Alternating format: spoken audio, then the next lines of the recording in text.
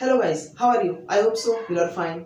आज हम इस वीडियो के अंदर बात करने वाले हैं प्रोनाउन के बारे में, यानी कि जिसको हिंदी में बोलते हैं सर्वनाम। हम सर्वनाम के बारे में, प्रोनाउन के बारे में समझेंगे। सर्वनाम कहाँ इस्तेमाल किया जाता है, कैसे इस्तेमाल किया जाता है, सर्वनाम होता क्या है, सर्वनाम के प्रकार कितने होते हैं, यानी कि प्रोनाउंस के टाइप्स कितने होते हैं। हम इन सब चीजों के बारे में आज जानने वाले हैं इस वीडियो के अंदर। आप इस वीडियो के एंड तक बने रहिए अगर आपको प्रोनाउन टॉपिक अच्छे से समझना है तो।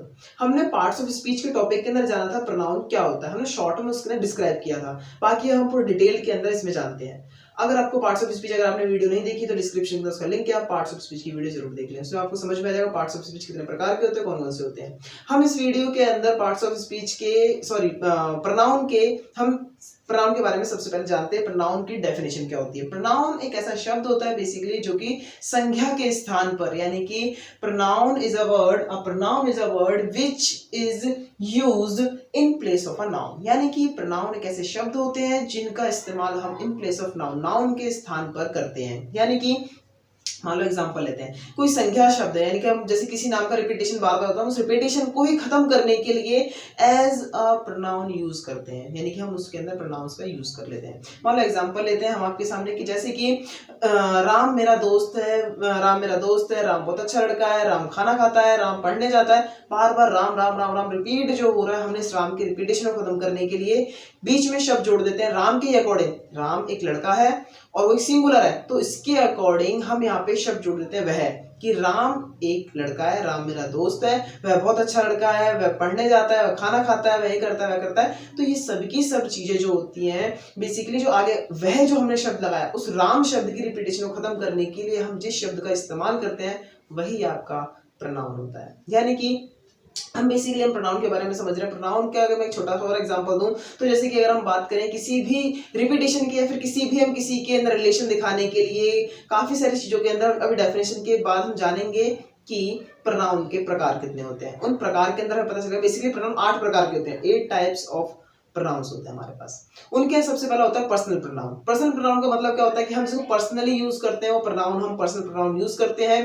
पर्सनल प्रोनाउन कहते हैं, जैसे कि इसके अंदर हमारा आता है कि हम किसी भी अपने लिए या किसी मतलब फर्स्ट पर्सन के लिए, सेकंड पर्सन के लिए, थर्ड पर्सन के लिए जिसका हम इस्तेमाल करते हैं वही आपके प्रोनाउन के पार्ट्स होते हैं। फर्स्ट इज हम प्रोनाउन के अंदर सबसे पहले पर्सनल प्रोनाउन के बारे में जान लेते हैं। ये आपके पास पहले इसके जानते हैं पर्सन्स कितने होते हैं। इसके मेनली 3 पर्सन होते हैं, first person, second person, third person. यानी कि आप मान लो किसी से बात कर रहे हो, पहले आप खुद हो तो आप, जैसे कि मैं ही हूँ, एग्जांपल लेता हूँ, अपने ऊपर एग्जांपल लेता हूँ। मान लो मैं हूँ, अब मैं यहाँ पे बातें कर रहा हूँ, मैं अपने आप से बोल रहा हूँ, मैं कुछ स्पीच दे रहा हूँ, तो मैं फर्स्ट पर्सन हूँ क्योंकि मैं बोल रहा हूँ। आप सुन रहे हो, आप बातें कर रहे हो मेरे संग, आप तो हम दोनों जुड़ चुके हैं, तो मैं बोल रहा हूँ, आप सुन रहे हो, तो आप सेकंड पर्सन हो। मैं फर्स्ट पर्सन, आप सेकंड पर्सन। मैं बोल रहा हूँ, आप सुन रहे हो, मैं फर्स्ट पर्सन हो गया, आप सुन रहे हो, आप सेकंड पर्सन हो गए। लेकिन यही बात, मेरी बोली हुई बात को आप किसी और को बोलते हैं, फिर हम किसी और के बारे में बातें कर रहे हैं, तो वो थर्ड पर्सन है। हम जिसके बारे में बातें कर रहे हैं वो थर्ड पर्सन हो जाएगा। यानी कि जिसकी यहाँ पे प्रेजेंस के अंदर हम या एब्सेंस भी हो या फिर प्रेजेंस हो, या हम जिसके किसी थर्ड पर्सन के बारे में बात करते हैं वही आपका थर्ड पर्सन कहलाता है। जैसे कि मान लो मैं आपसे बोलता हूँ कि मैं आज आपको प्रोनाउन पढ़ाने वाला हूँ, तो मैं पढ़ा रहा हूँ, तो ये बेसिकली आपको मैं बोल रहा हूँ, तो मैं फर्स्ट पर्सन हो गया। आप सुन रहे हो कि हाँ आप सुन रहे हो, तब सेकंड पर्सन हो गए। अब यही बात अगर किसी और के बारे में बोलता हूँ कि यार राम बहुत अच्छा लड़का है, तो ये राम जो है वो थर्ड पर्सन हो गया। इसी तरीके से हमारे पर्सन 3 प्रकार के होते हैं, first person, second person, third person. बात करते हैं नंबर्स के बारे में। नंबर यानी कि हम जिनके बारे में बातें कर रहे हैं, जो जुड़े हुए हैं हमारे संग, वो है कितने। मान लो मैं हूं तो मैं अकेला हूं तो मैं सिंगुलर हो गया। अगर हम यहाँ पे काफी सारे जने खड़े हुए और हम आपस में ही मैं सबको डिनोट कर रहा हूँ, या हम सबको डिनोट करते हैं, किसी कम्युनिटी को, किसी भी चीज को डिनोट कर रहे हैं, तो हम हो जाएंगे वो हम। यानी कि वो एक तो नहीं है, हम का मतलब काफी सारे, जिसके अंदर एक से ज्यादा होते हैं, प्लूरल हो गए, तो आपके पास हम सिंगुलर और प्लूरल के बेस पे हम बताएंगे कि आपके नंबर्स कितने कितने हो सकते हैं। यानी कि फर्स्ट पर्सन में कितने नंबर होंगे, सेकंड पर्सन में, थर्ड पर्सन में, नंबर के अकॉर्डिंग देखेंगे। ठीक है, बात करते हैं जेंडर के बारे में कि अब जेंडर कौन कौन से हो सकते हैं। कि भैया मान लो एग्जांपल ले हम कि जेंडर, अब कुछ लोग तो ऐसे होंगे कि मान लो मैं हूं तो मैं लड़का हूं, तो मैं अपने बारे में बात कर रहा हूं, तो मैं फर्स्ट पर्सन कॉमन होता है बेसिकली, चाहे लड़का हो चाहे लड़की हो, कोई भी क्यों ना हो, अगर वो अपने बारे में बात कर रहा है तो फर्स्ट पर्सन है। और फर्स्ट पर्सन हमेशा कॉमन रहता है, बेसिकली कॉमन है। इसके अंदर आपको कोई भी प्रॉब्लम नहीं होने वाली कि आखिर ये लड़का है लड़की है, हम इसको सोच के यहाँ पे क्या पुट करें। फर्स्ट पर्सन है, बिना किसी भी मेल या फीमेल को देखे डायरेक्ट कॉमन है, पुट कर देंगे। बात करते हैं इसके अलावा, अगर मान लो हमारे पास अगर हम किसी थर्ड पर्सन के बारे में बात करें, आप हो तो आप भी कॉमन ही हो, सिंपल सी बात है, सेकंड पर्सन हो, कॉमन हो, चाहे आप लड़के हो चाहे लड़की हो, मैं आपसे अगर बात कर रहा हूं, अगर आप हो सामने तो आप कॉमन हो मेरे लिए, ठीक है ना। बात करते हैं किसी थर्ड पर्सन के बारे में, इसमें आता है डिफरेंस, थर्ड पर्सन के अंदर आते हैं डिफरेंट, कि यहाँ पे कौन कौन सा हो सकता है। मान लो किसी हम थर्ड पर्सन किसी के बारे में बात कर रहे हैं, वो लड़का हो, अगर हम किसी तीसरे बंदे के बारे में बात कर रहे हैं, अगर वो लड़का है तो मैस्कुलाइन बोलेंगे। हम किस लड़की के बारे में बात कर सकते हैं कि वो बहुत अच्छी लड़की है, वो पढ़ने में बहुत अच्छी लड़की है, तो वो थर्ड पर्सन हो गई, थर्ड पर्सन है। लेकिन लड़की है तो हम उसके लिए फेमिनाइन वर्ड जो होंगे, फेमिनाइन प्रोनाउंस जो होंगे, हम उनका इस्तेमाल करेंगे। बात करते हैं किसी हम ऐसी चीज, किसी न्यूट्रल शब्द के बारे में बात कर रहे हैं, या फिर किसी हम कॉमन चीज के लिए हम बात कर रहे हैं, कॉमन है, मान लो वहां पे मेल फीमेल सब है, इकट्ठे हैं, कॉमन है, तो हम कॉमन के लिए इस्तेमाल कर रहे हैं, तो हम वहां पे एक कॉमन वर्ड को ही यूज करेंगे। इस तरह से हमारे पास जेंडर्स को भी डिफाइन किया गया है। बात करते हैं अब हम प्रोनाउन की टेबल के बारे में। प्रोनाउन टेबल को ध्यान से एक बार समझ लेते हैं। मैंने आपको पहले बता दिया, प्रोनाउन टेबल जो है, ये वाली जो प्रोनाउन टेबल है, ये बेसिकली पर्सनल प्रोनाउन का पार्ट है, पर्सनल प्रोनाउन। इसके बाद हमारे और भी इंटरोगेटिव है, और भी बहुत सारे, मेनली 8 प्रकार के होते हैं, जो मैं आपको एक करके सबको समझाने वाला हूँ। फर्स्ट इज, पहले पर्सनल प्रोनाउन को आपको डिफाइन कर रहा हूँ। इसके अंदर बेसिकली आपके पास पर्सन, आपको मैंने बता दिया, पर्सन आपके फर्स्ट सेकंड थर्ड 3 पर्सन होते हैं। नंबर आपके पास सिंगुलर प्लूरल, सिंगुलर प्लूरल, इस तरह से आपके नंबर्स होते हैं। जेंडर कौन से होते हैं, फर्स्ट पर्सन के अंदर सिंगुलर जो होगा, यानी कि जो सिंगुलर आपके पास नंबर होगा उसके अंदर कॉमन जेंडर, फर्स्ट पर्सन का प्लूरल है तो भी कॉमन जेंडर होगा।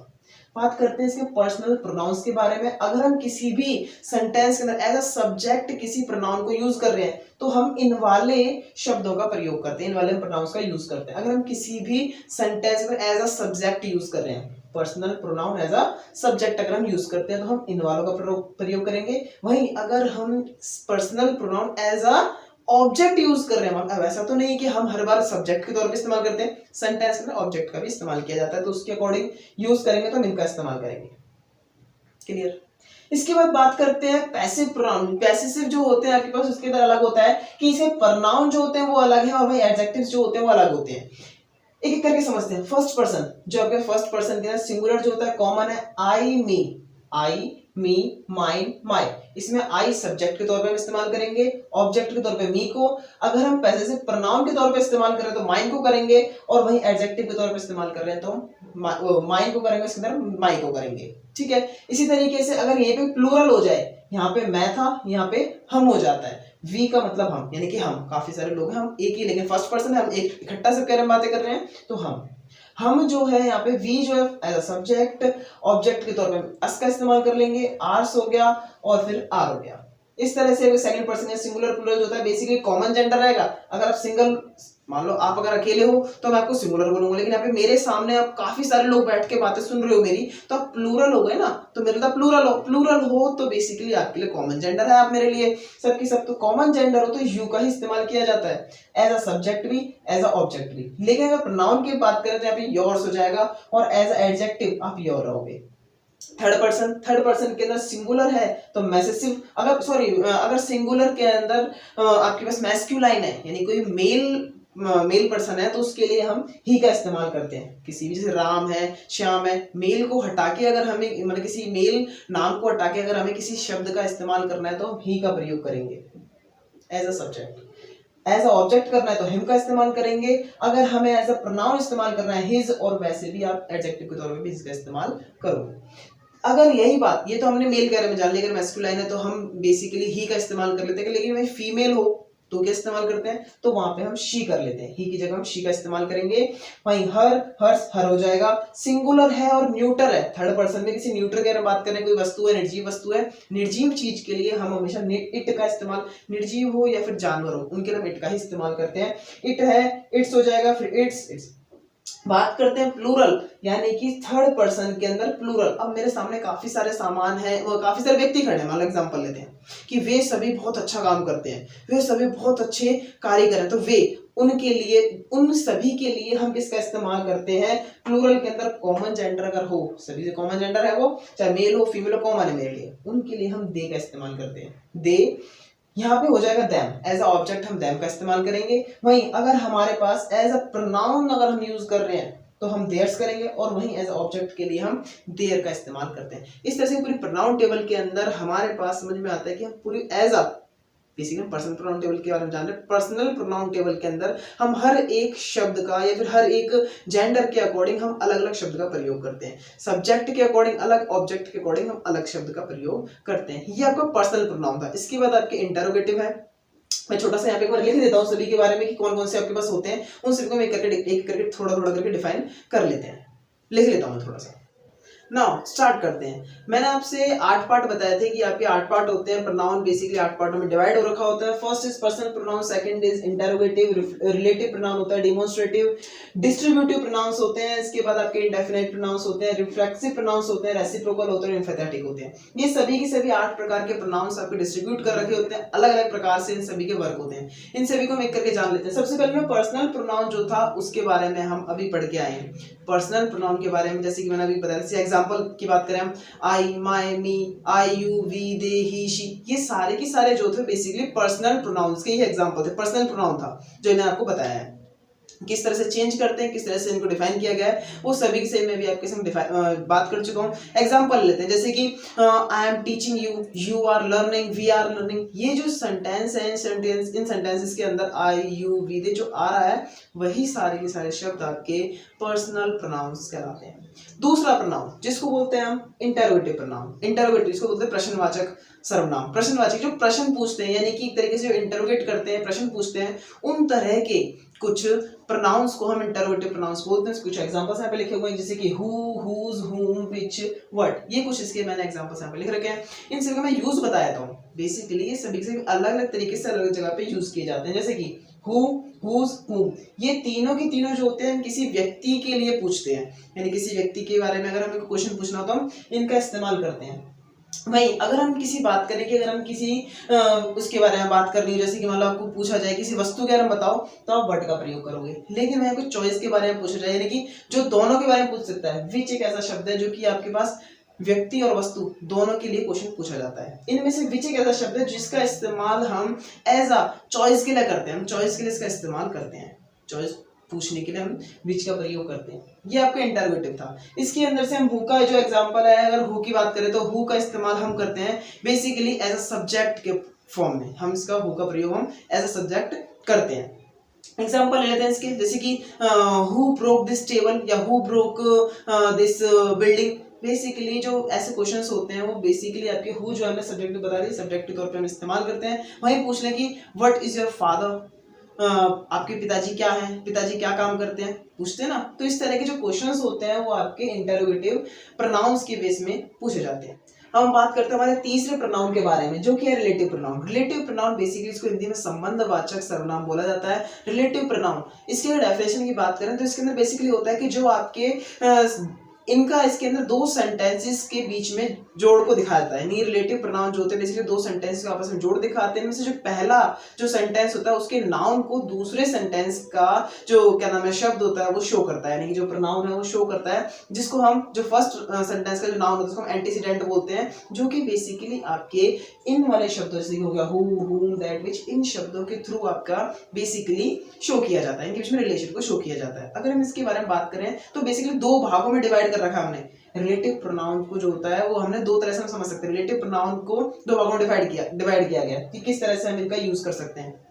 फर्स्ट इज कॉन्ट्रीब्यूटिव, सेकंड जो होता है वो आपका बेसिकली रेस्ट्रिक्टिव होता है। कॉन्ट्रीब्यूटिव जो होता है, कॉन्ट्रीब्यूटिव का मतलब होता है जिसके अंदर हम विशिष्टता, यानी सेंटेंस के अंदर जो फर्स्ट नाउन था उसकी विशेषता को शो नहीं करते, वो कॉन्ट्रीब्यूटिव होता है। और वहीं दूसरा वाला जो होता है रेस्ट्रिक्टिव जो होता है उसके अंदर हम उसकी विशेषता को शो करते हैं। एग्जाम्पल लेते हैं, जैसे कि हमने इसका एग्जाम्पल लेते हैं हु का। अगर हम एग्जाम्पल लेते हैं बोलते हैं कि I met Ram who return my book. Example ले सकते हैं कि जैसे कि हु का अगर हम एग्जाम्पल लें कि who I met Ram who return my book, तो इसके अंदर और एक बात और याद रखना, जो कॉन्ट्रीब्यूटिव वाले होते हैं उसके अंदर हमेशा हु यानी कि इन वाले शब्दों से पहले आपके पास कमा आता है। फर्स्ट सेंटेंस खत्म हो गया तो कॉमा लगाया जाता है, फिर उसके बाद हु लगाओ या फिर इनमें से कोई सा भी शब्द लगा के आप हु, हुम, दैट, व्हिच लगा के आप अपने सेंटेंस को नेक्स्ट सेंटेंस को यूज कर स्टार्ट कर सकते हो। और उसकी विशेषता बताता है। लेकिन जो नहीं कॉन्ट्रीब्यूटिव में नहीं बताता, रेस्ट्रिक्टिव जो होता है उसके अंदर बताता है। जो कॉन्ट्रीब्यूटिव होता है उसके अंदर बिल्कुल भी शो नहीं करता। मैं एक और एग्जांपल देता हूं, जैसे I have read the book that you gave me.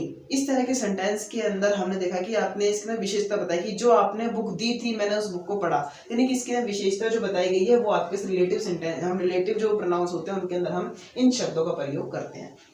Fourth is demonstrative. Demonstrative का मतलब होता है कि बेसिकली हम संकेतवाचक नहीं संकेत करते हैं, डिमोन्स्ट्रेट करते हैं, किसी की तरफ इशारा करते हैं, तो बेसिकली उनके अंदर हम दिस दैट दीज दोज वाले शब्दों का प्रयोग करते हैं। दिस दैट जो होते हैं वो सिंगुलर के लिए इस्तेमाल किए जाते हैं बेसिकली, और दीज दोज जो होते हैं वो बेसिकली प्लूरल के इस्तेमाल किए जाते हैं। दिस का इस्तेमाल और दीज का इस्तेमाल पास की चीजों के लिए किया जाता है, दैट का और दोज का इस्तेमाल लगभग माना जाता है कि दूर की चीजों के लिए इस्तेमाल किया जाता है, कि दिस यह, दैट वह, दीज ये और दोज वो। यानी कि इन सब तरीके के आपके सेंटेंसेस के अंदर शब्दों का इस्तेमाल हम डिमोन्स्ट्रेट करने के लिए, संकेतवाचक संकेत करने के लिए इनका प्रयोग करते हैं। एग्जांपल लेते हैं कि this is my pen, this is a book, that is your father. इस तरह से हम जिन शब्दों का प्रयोग करते हैं उन शब्दों, उन वाक्यों के अंदर हम इन शब्दों का प्रयोग करते हैं डिमोन्स्ट्रेट करने के लिए, इशारा करने के लिए, संकेत करने के लिए, इशारा करने के लिए बेसिकली। अगला है आपके पास डिस्ट्रीब्यूटिव।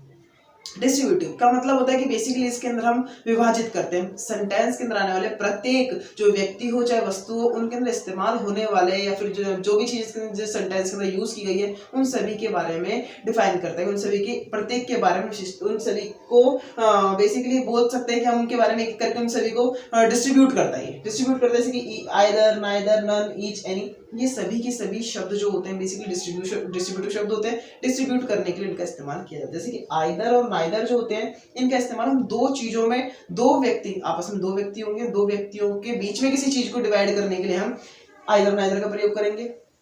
बात करें ईच की, तो ईच का प्रयोग हम बेसिकली दो हो या दो से ज्यादा हो उनके लिए कर सकते हैं। लेकिन नन और एनी का प्रयोग ऐसा होता है कि जो कि हम हमेशा दो से ज्यादा के लिए ही करेंगे। आइदर नाइदर का दो के लिए, ईच का दो या दो से ज्यादा के लिए, और नन और एनी का हमेशा, नन, एनी, नो वन का प्रयोग हम हमेशा दो से ज्यादा के लिए ही करते हैं। ये होता है आपका डिस्ट्रीब्यूटिव प्रोनाउन। इसके बाद अगले की बात करें इंडेफिनेट प्रोनाउन के बारे में, तो इंडेफिनेट प्रोनाउन होता है वन, नन, ये काफी सारे होते हैं। इंडेफिनेट का होता है जिससे अनिश्चितता, यानी जिस सेंटेंस के अंदर हमें किसी भी निश्चित किसी व्यक्ति वस्तु के बारे में पता नहीं चलता, हम उसके लिए हम इंडेफिनेट प्रोनाउंस का प्रयोग करते हैं। जैसे कि वन हो गया, नन हो गया, some, many, few, all, anybody, etcetera. ऐसे कई सारे और भी शब्द होते हैं जिनका प्रयोग हम इसके लिए करते हैं। इसके बाद बात करें रिफ्लेक्सिव प्रोनाउन के बारे में, तो रिफ्लेक्सिव प्रोनाउन बेसिकली किसी के बारे में, मतलब अपने ही बारे में शो करने के लिए करा जाता है। जैसे कि इनके पीछे सेल्फ या सेल्व्स लगा दिया जाता है, SELF या SELVES करके सेल्व्स लगा दिया जाता है। जैसे कि myself, himself, herself, yourself, itself. इन सभी शब्दों का प्रयोग बेसिकली हम अपने या अपने किसी भी, मतलब बेसिकली हम अपने बारे में सेल्फ करने के लिए करते हैं। एग्जाम्पल ले सकते हैं, आई हर्ट माई सेल्फ, मैंने खुद को ही चोट पहुंचा ली, I hurt myself. Mamata decided herself, Mamata ने डिसाइड किया, किसी अपने बारे में कुछ ना कुछ डिसाइड कर रहा होगा ममता, या फिर डिसीव्ड कर लिया, या कुछ भी बेसिकली हम अपने ही बारे में जो करते हैं उसे सेल्फ के थ्रू या फिर रिफ्लेक्सिव प्रोनाउन के थ्रू शो करते हैं। इसके बाद बात करते हैं रेसिप्रोकल प्रोनाउन के बारे में। रेसिप्रोकल का मतलब होता है बेसिकली कि जिसके अंदर हम सेंटेंस के अंदर एक का दूसरे के संग संबंध दिखाते हैं। रेसिप्रोकल बिना इसके वो नहीं हो सकता, रेसिप्रोकल एक दूसरे के साथ। ईच अदर या फिर वन अनदर का हम प्रयोग करते हैं। बेसिकली दो इसके एग्जांपल होते हैं, ईच अदर, वन अनदर। जैसे कि the girl helped one other, की जो गर्ल है वो वन अनदर एक दूसरे की हेल्प करती रहती हैं।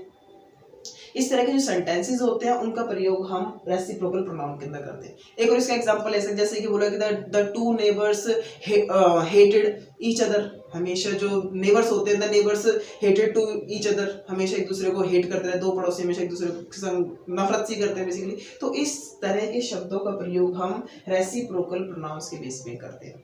बात करते हैं एम्पैथेटिक, यानी कि दबाव डालने के लिए, प्रेशर डालने के लिए, पोजेशन दिखाने के लिए, तो हम एम्पैथेटिक प्रोनाउंस का प्रयोग करते हैं। एम्पैथेटिक जो प्रोनाउंस होते हैं बेसिकली सेम आपके जो रिफ्लेक्सिव प्रोनाउंस होते हैं इन्हीं के जैसे होते हैं, यानी कि इनके पीछे भी सेल्फ या सेल्फ लगाया जाता है, बट थोड़ा सा डिफरेंस होता है। इनका प्रयोग हम अपने लिए करते हैं, इनका प्रयोग हम अपने ऊपर दबाव दिखाने के लिए करते हैं। जैसे कि हम मान लो आपस में दो व्यक्तियों के बीच में लड़ाई हो जाती है, तो बोलते हैं कि हम अपना सामान खुद उठा लेंगे। मान लो एग्जांपल दें, दो व्यक्ति जा रहे हैं, लड़ाई हो जाती है, बोलते हैं कि भैया सामान वामान की लड़ाई है, तो बोले मैं अपना सामान खुद उठा लूंगा, लड़ाई हो जाती है ना, तो बोलते हैं I myself will lift the bundle, जो बंडल होता है या फिर बर्डन है, मैं अपना सामान खुद उठा लूंगा, अपना बर्डन जो है मैं खुद उठा सकता हूँ। I myself lift the burden, कि मैं अपना सामान खुद उठा सकता हूँ, नॉर्मल है।